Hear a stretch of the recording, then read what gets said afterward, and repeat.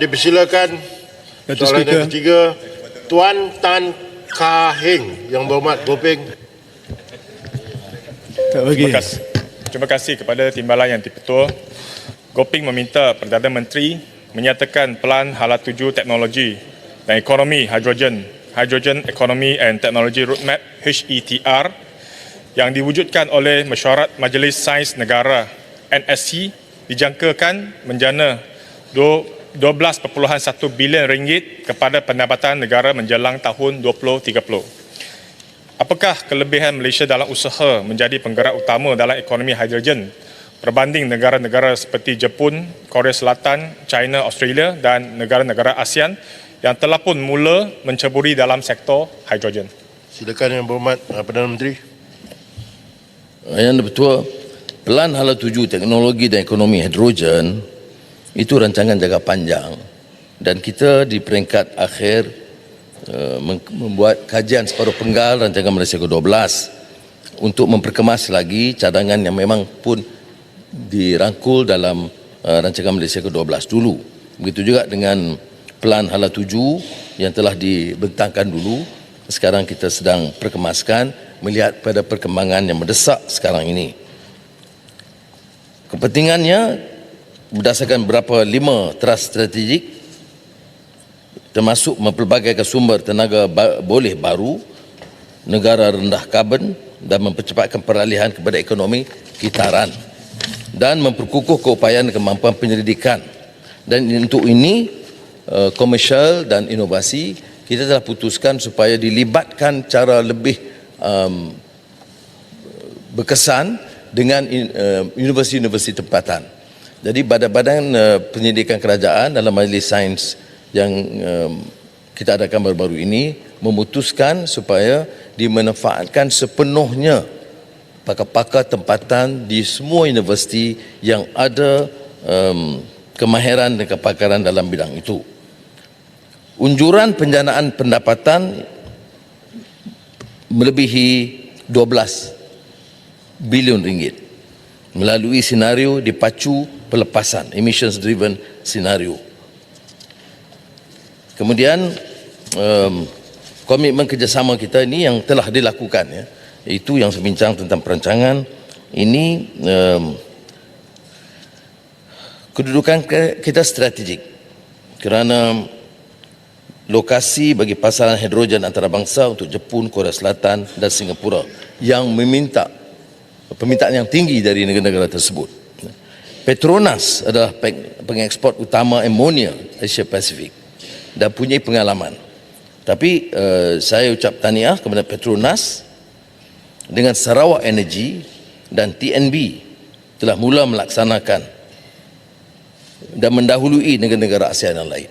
Jadi kita ada di tapak yang lebih ke depan, iaitu atas inisiatif Sarawak Energy, Petronas dan Tenaga Nasional. Dan yang kedua ialah penjanaan hidrogen hijau dari sumber tenaga hidup, kelebihan yang ada pada kita dan kita harus memanfaatkan dengan beberapa langkah penyelidikan dan tindakan. Yang sekali lagi dalam hal ini Sarawak yang menarujui pembangunan ekosistem dan penjanaan hidrogen hijau di Malaysia.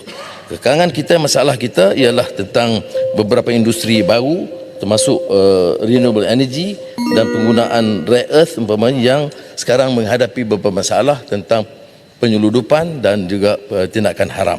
Hanya Negeri Sembilan, Kerajaan Negeri Sembilan telah mengambil tindakan yang agak tegas menutup kilang haram itu, tapi negeri-negeri lain masih belum mengambil tindakan yang tegas untuk menghalang terutama orang asing menggunakan keupayaan kita dan hasil dalam negeri kita. Soalan tambahan Yang Berhormat Gopeng. Terima kasih kepada Yang Amat Berhormat Perdana Menteri atas jawapan tersebut. Umumnya kita tahu dalam menentukan kejayaan pelaksanaan HETR ini, keterlibatan semua pihak adalah penting, termasuk kerajaan persekutuan, kerajaan negeri dan pihak swasta. Dan juga kami akan dijangkakan akan menghadapi beberapa cabaran-cabaran dalam sektor ini, termasuk kesukaran dalam menyimpan hidrogen dan juga kekurangan infrastruktur dalam pengangkutan. penyampaian. So maka soalan saya adalah apakah kerajaan persekutuan dalam menentukan kejayaan pelaksanaan HETR ini dalam masa yang akan datang? Silakan Yang Berhormat Perdana Menteri. Untuk mana yang betul, seperti mana yang saya jelaskan tadi, peningkatan usaha pendidikan dan pembangunan dengan peruntukan tambahan yang telah dipohon dan saya setuju, iaitu dan meningkatkan kerjasama saintis yang ada dalam kerajaan dengan saintis di institusi pendidikan tempatan terutama di universiti-universiti, kerana ramai juga yang punyai kemahiran itu dan patut dimanfaatkan sebagai satu pasukan. Begitu juga tentang hydrogen econ nano Malaysia, iaitu kerjasama di antara semua pihak termasuk swasta. Ini industri yang agak baru dan mencabar dan memang saya akui ada keperluan untuk diberikan sedikit ruang dan peruntukan tambahan untuk memperkukuh usaha mereka menyelidik dan memberi hasil yang boleh dimanfaatkan oleh negara kita. Soalan tambahan. Silakan Yang Berhormat Ya. Berdasarkan statistik yang Kuala Terengganu. dikeluarkan oleh Jabatan Perangkat Malaysia pada tahun 2021, ekspor hidrogen hanya menyumbang sekitar 1.5% sahaja berbanding lain-lain gas dalam Malaysia yang dianggarkan sekitar 1.2 bilion. Ternyata bahawa jumlah pengeluaran hidrogen dan potensi ekspor ini masih lagi jauh untuk mencapai sasaran pendapatan 12.1 bilion. Apakah garis masa sebenar di dalam pembangunan ekonomi hidrogen ini, dan tahniah Sarawak antara yang memulakan inisiatif yang besar berhubung dengan ekonomi hidrogen ini dengan kerjasama antara Petronas dan Sarawak Energy Berhad di dalam pengeluaran komersial hidrogen yang sememang bolehkah Perdana Menteri menjelaskan adakah pengeluaran komersial hidrogen hijau ini sememangnya telah pun bermula antara Petronas dan Sarawak Energy Berhad dan apakah tahapnya sekarang? Terima kasih. Silakan Yang Berhormat Perdana Menteri.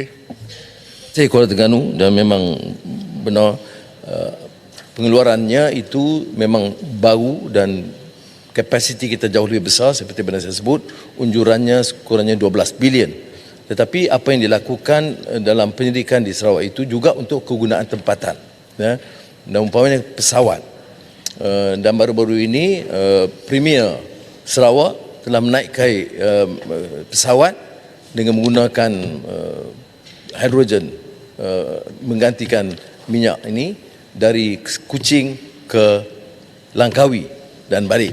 Maknanya kita sudah sampai ke tahap yang agak mudah dan ketikanya untuk kita commercialize produk itu.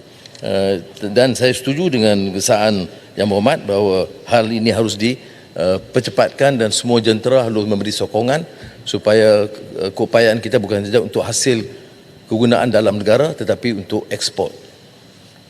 Speaker, satu soalan. Terima kasih Yang Berhormat.